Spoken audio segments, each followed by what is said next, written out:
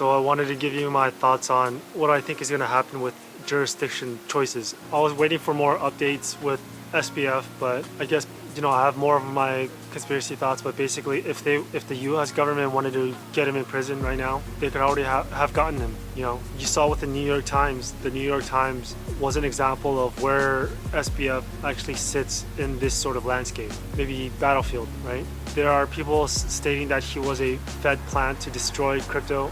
I still hold my belief that he was sent to monopolize it, but something went wrong somewhere. Along the way, something was off. When I'm looking at the balance sheet, they had assets that did not have any value or is backed up by anything. But the thing is, again, we're getting into that discussion of economy of abundance, right? The world of abundance and not scarcity. So I don't exactly know what was going through their heads, but it seems that the value of a certain asset is going to depend on a person's perspective on that value, or the community or network's perspective on that value, right? And I think SBF also had a video about this, of which is definitely classified, as a Ponzi, right? Those are my thoughts with SBF. There was a clear motive for him to try and monopolize a large of it, and obviously he had a lot of help, right? It seemed like there was going to be future help. The revelations with Gary Gensler and the SEC and all of that stuff, I think that there's going to be much more coming out, right? I don't think it's just one Gary Gensler that had the motive to help SBF, right? And it was just going to be him. There was going to be a large group of this, right? But basically, when it comes to the FTX fallout right now, we can obviously see this fallout is going to be huge. It's unfortunately still ongoing, and I think that from now on and in the future, the FTX fallout will be used as a constant excuse for whatever legislation, rulemaking, and laws. And so the excuse is always going to be, and has always been, trying to protect people, right? Trying to protect the needy, the poor. Most people have to understand that depending on which way the masses goes or sways and agrees with, that will happen. They'll go with that. And I think that regulations, quite harsh regulations, are going to be coming. If you don't remember, when the Celsius and all of that Voyager collapse happened, one of the things I've noticed immediately was that there was quite a lot of people that were saying that they wanted help, they wanted this to stop, and essentially what they wanted was backstop, like the US government or the Federal Reserve, to come in and fix it, change things, right? They wanted the higher powers to come and reverse all the things that happened with the collapses. A lot of the point with crypto was that wouldn't happen, right? Because it was happening unfairly. Like in 2008, people were getting bailed out, but not everybody, right? It was basically capitalism for the masses, but socialism for the select wealthy few, right? But you see people clamoring for intervention, and I think that we are going to see things of that sort if the crypto space is actually able to go on. And what I mean by that is we actually don't know how this is going to unfold. When I'm talking about the sort of regulations that comes, and they try to target whichever ones are security, whichever ones are going to have to be regulated in this or that way, they could totally come out and say, you know what, if you hold on to, let's say, meme coins, that's going to be huge trouble, right? They can do totally things like, if you haven't seen with Tornado Cash, the founders, or what they want to do with definitely privacy coins and things of that sort. I think those things are coming, right? Privacy coins and non-traceable coins and things of that sort, like a Monero or Zcash, is one of the biggest reasons why, I believe those ones especially are going to be targeted, if not secretly being targeted. Those are the ones that I think are going to be the first losers, I think, right? And that's why I have stayed away from them for a long time. And so what this means is, for a lot of the people that want to keep being in the space or keep trading, I think that overall jurisdictions, this might matter, where there's different countries that go along with different rules, or this actually might not, and the dominant power that sets the rules, which is the US, set it for everybody else, right? And in either case, on the other side of that coin, the other dominant force is China.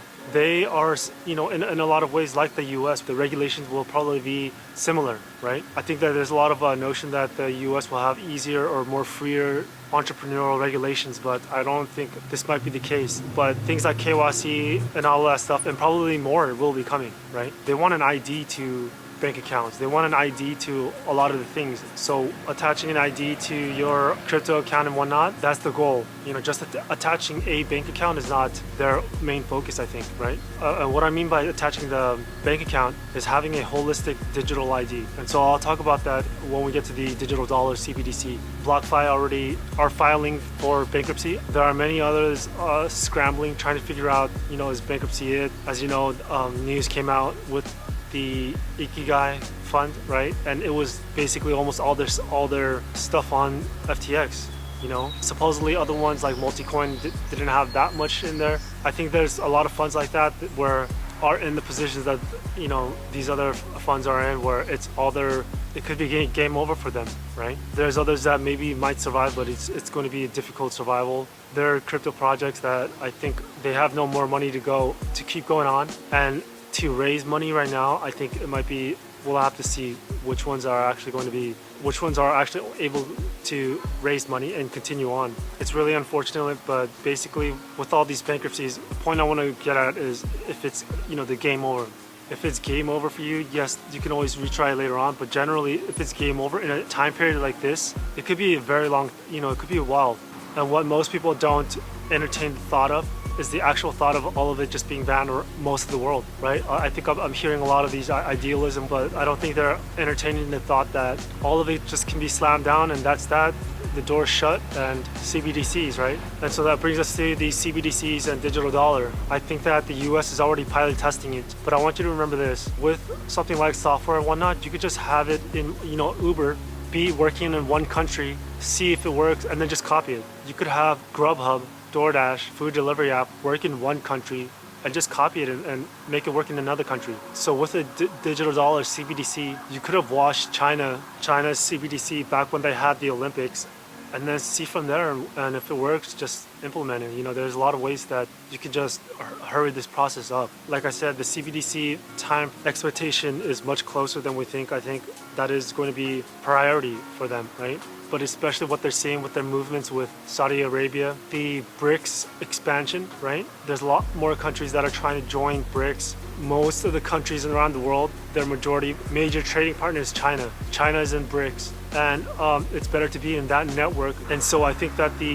US is trying to figure out ways to mitigate the most amount of damage before this happens, or even outright try to change the outcome of this. Why this is important is you have to remember that the debt to GDP ratio is past 60%. And so 60% is the marker where generally it's very difficult to come back from, right? And so what this means is that in order to keep going, the US needs to expand their balance sheet. They are able to do that because they are the central bank reserve currency, right? If the reserve currency status is lost, that means that the next time they expand their balance sheet, they are going to go into a region of scenarios that nobody wants to think about, which is hyperinflation. And so we'll have to see how this goes. They are able to print because the reserve currency status. If you lose a little bit of that or more of that or all of that, it gets into that territory of hyperinflation. That's why there's a significant importance and drive to explore this digital dollar CBDC more sooner than not. Now what this means is for, again, crypto, whether it survives and gets, I think what's going to happen is it's going to scatter around the world. I mean, it already is more around the world, but what I mean by scatter around the world is that companies are going to have to start, you're going to basically apply with the rules, and depending on those rules, you might be just a crypto shell, but internally it's basically the dollar entity, right? And so we're going to have to wait and see and figure out how this is going to actually pan out. And then different companies and people are going to have to plan ahead, way in advance. If you wait too long, it could be already too late, right? This can come very fast, very quick, right? And so that's it for the video, guys. I hope you guys found it interesting insight, and make sure you always stay aware. There's a lot of things bits and pieces of information that may not seem like a lot, but actually underneath, if you think about it, there's going to be, it can actually mean much more than you think. And so keep your eyes out and your ears open, and good luck.